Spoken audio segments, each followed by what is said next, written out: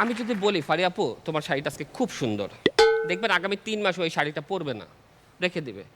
আর ভুলেও যদি একটা পোলারে কই মামা তো শার্টটা তো সেই, আগামী 30 দিন ওইটাই পরতে থাকবো।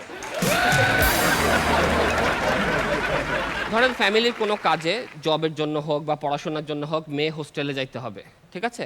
তখন মা বাপ কী করবে, তার জন্য 15 দিন ধরে শপিং করবে, 3 ব্যাগ কাপড় কিনে দিবে, 2 ব্যাগ খাবার কিনে দিবে।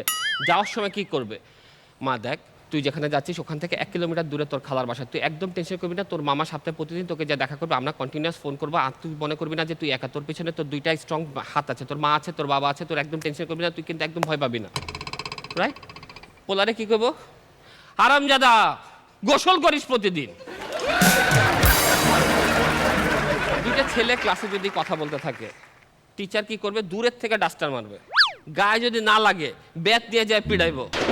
আর যদি 2টা মেয়ে গল্প করতে থাকে, স্যার কান পেতে শুনবে, এই তোদের গল্পে আমি আছি রে।